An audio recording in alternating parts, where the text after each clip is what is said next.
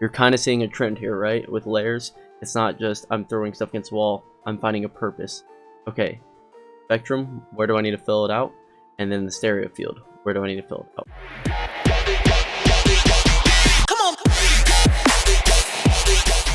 What's going on, YouTube? Wasted here. I'm glad to be back.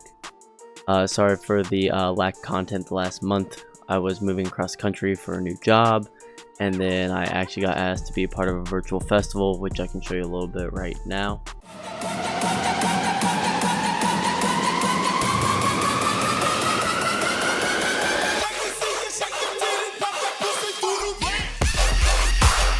Overall, it was an awesome experience, and I'm glad I got to be a part of that festival and raise money for UAID. Now that that's over, I do have some time, and I want to do some more tutorials for you guys. So if you guys have any suggestions for tutorials, please let me know. Today's video is actually from a suggestion. It's about bass layering overall. Whenever someone says you need to add more layers in your drop, or you're really not sure how sounding and what it's lacking, layers can be the option and the way to go. So I'm going to show you in this project here that I've been working on for a little bit.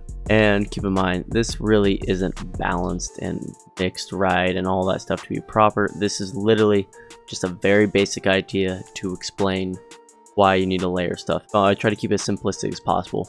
We have a very basic build-up loop from schematics, drop right here, very basic sidechain coming in during the drop on the kick and snare, a little build-up vocal, a little tom fill to finish the 4-bar, because I only did 4 bars to show you guys.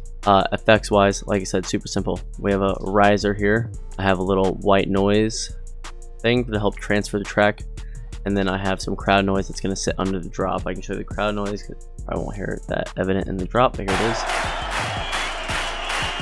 Something that's going to add a very pumpy effect, and of course the layers, the basses. So I have all my serum patches here, and I normally name things according to where I think they're going to sit in the mix. Growl is pretty straightforward. Growl. High boy is usually like a higher layer. My main mid is normally my actual main bass that I want to be present, and then from there on out I add other things. So I'm going to play the track. I have 2 different style of drops because there's 2 different scenarios which I want to layer basses that I thought would be useful that I've ran into when I'm making a track. So we'll go style 1 first, and both styles are very, very similar. It's just a different way of dealing with certain issues when you're adding layers. So I'll play this out real quick for you guys, and then we'll go over it. Where's your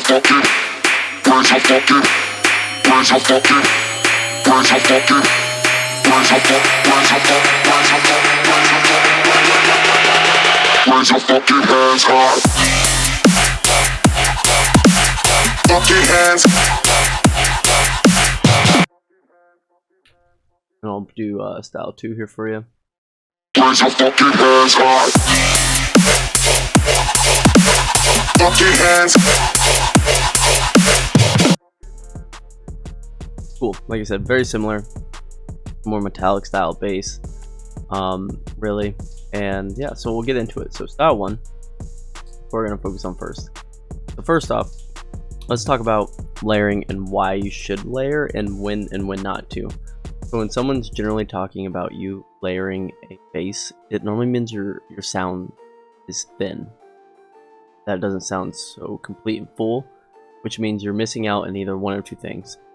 Spectrum, so on the 0 to 20 kilohertz or whatever, somewhere in there you're missing out. Or you're missing out on the stereo field. So you got to think of it as I like to think of it as an x-axis and a y-axis. I see the y-axis as my audio spectrum, you know, my frequencies that I need to fill out regardless, and then my x-axis I like to think of as my stereo field. Like I have my mono areas, and I have my more stereo stuff. And as we know, and if you watched my videos before, stereo field generally goes greater as you go up in frequency. So normally a good correlation. So your sub's going to be completely mono, your lower mids are going to be more mono, and as you go up, they're going to be more stereo. That's a good rule to follow when you're thinking of layering a bass. So let's talk about it. This is the main bass right here. If you guys want to see this, I'll pull up the serum patch for you real quick. See it? Basic high notch with FM from a saw, monster rate table, and I tried to use all stock plugins, so in case you guys want to replicate anything, you can. Here you go. Here, hyper distortion play. I can show you the LFO comb filter, and this one just adds a little more texture, certain things. Cool. So we get this after a little OTT saturator and phaser.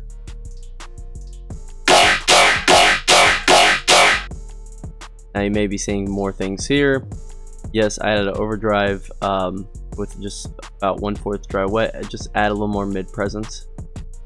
Traditionally in my drops, I like my lower mids to be present. My style I like, so I tend to saturate that area or build that up a little bit more. EQ, I don't need any high area since I am layering it. Something else can fill that. Saturator, Yeoman's actually just acting as a throw, so if I exaggerate this real quick.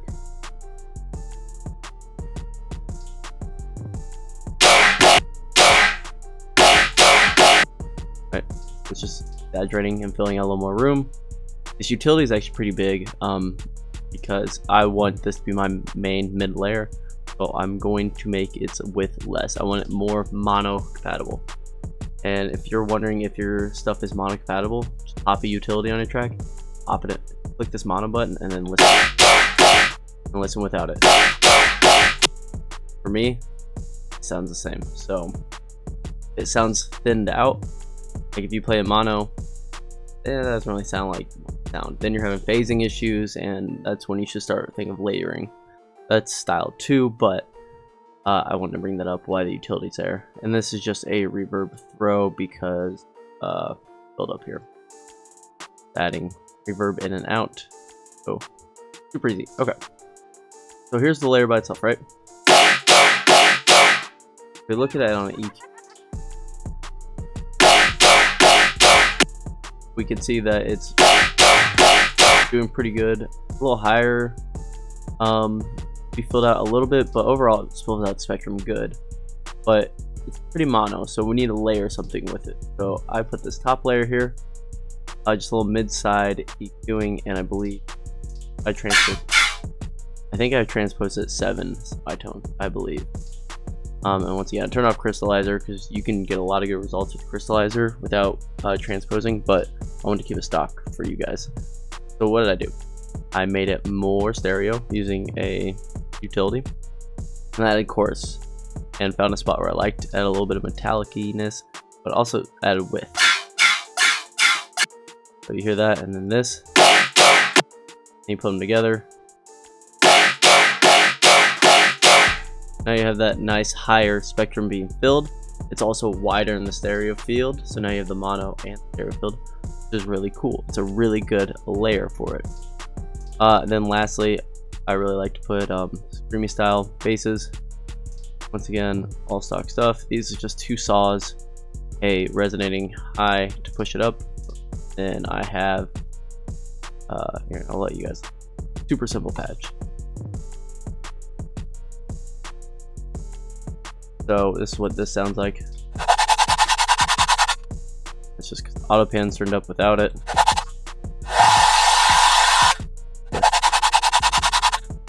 I like to have that in the background. It's very, very wide already, and then I added the width. So it's extremely wide, it's extremely phasey. So if I pop it in mono versus non-mono, see how it's a lot louder? That means it's in the stereo field, but if you had played an all mono system, this is how it would sound. Just very thinned out. So once again, I already got my mono compatibility. This just, for this little piece I designed, this is just a little ear candy. So play it out now, you can hear it. I'll play just the bass, just the main mid, without the other supports, and you can hear it.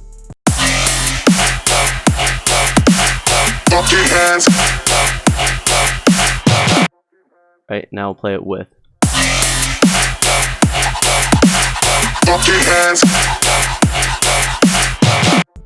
It just adds a lot more texture, fullness overall. So that's the way to do that. Even my growl, I wanted to make something that needed layers for you guys. So I believe this is the main layer. right? And below is this layer.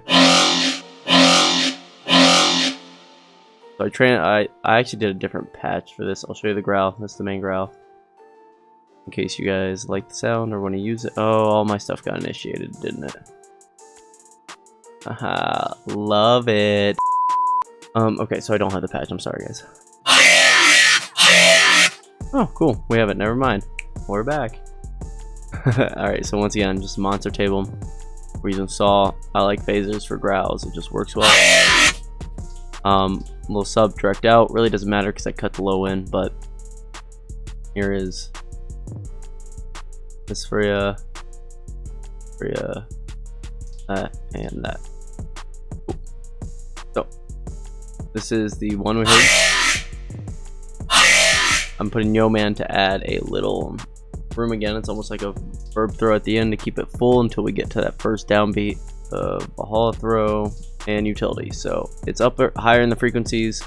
I notched that a little bit that I didn't like, but I wanted to spread it out, and then I added a mono compatible layer. We hear this? And a cool thing you can do if you want to make sure something's mid, like you can mess with the width, or you can right click and go to mid side mode and actually say I want you more towards the mid. So now we have a stereo version and a mono. So you hear it, it sounds like one sound, but it's different. So like if we took one away, watch. Vice versa. They sound the same, but these are layers that are good to add. You're filling out the spectrum. I'm EQing according to normally my mid layers are lower in the spectrum, so I really don't need all that high noise.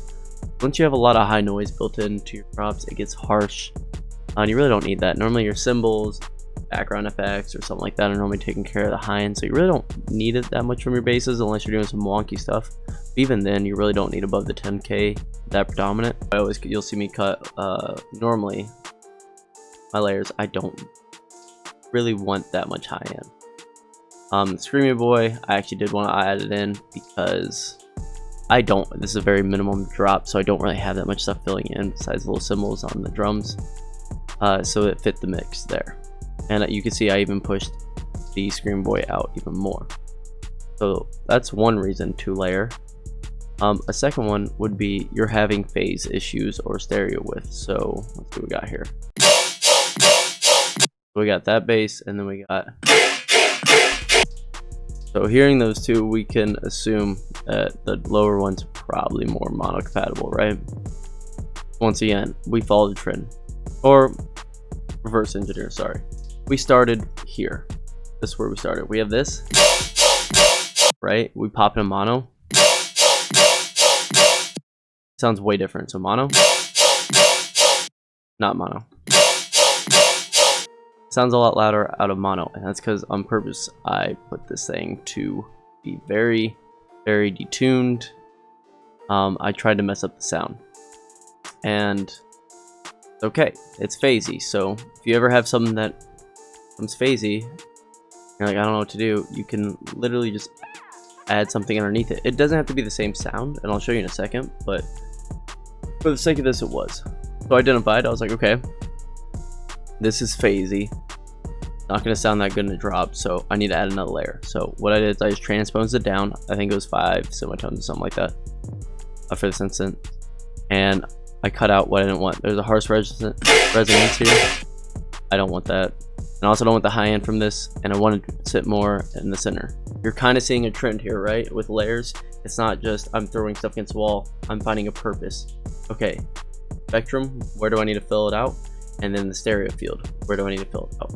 I need my track to be mono compatible, and I need my track not have a ton of noise going into the probably the limiter is what you're using.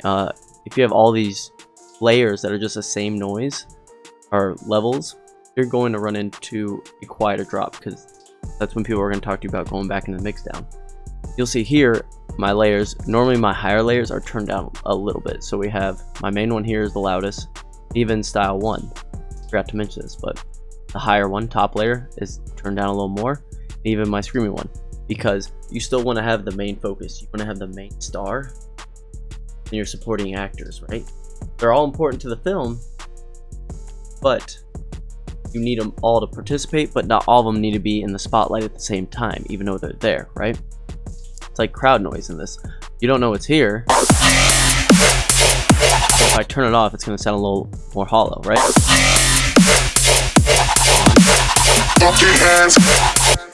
It adds that little bit of texture, and that's what all these things are going to do over time. But that was a little bit of tangent. So here we are, right? We have this one. Now, a cool thing you do with your EQ, I think in any DAW, you have mid-side mode.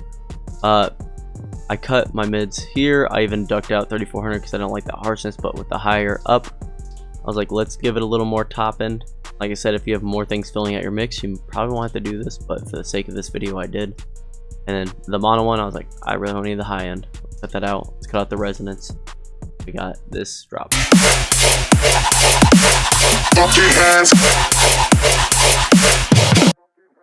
Right?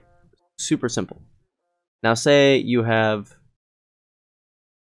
I don't know, don't super phased out, you like the sound, but you can't make a layer out of it. You can literally make a layer out of anything. One shot bass, other thing. That fits too well.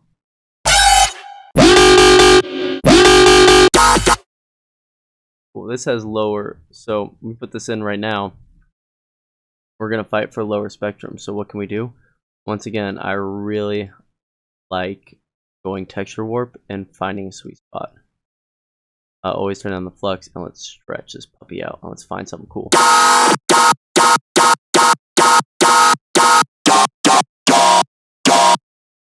Grain size down to make it louder.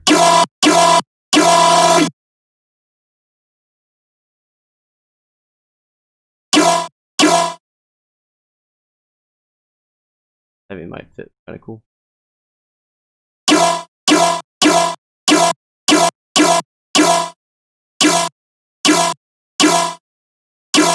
We already have a good mid signal, so something like this might actually work pretty well.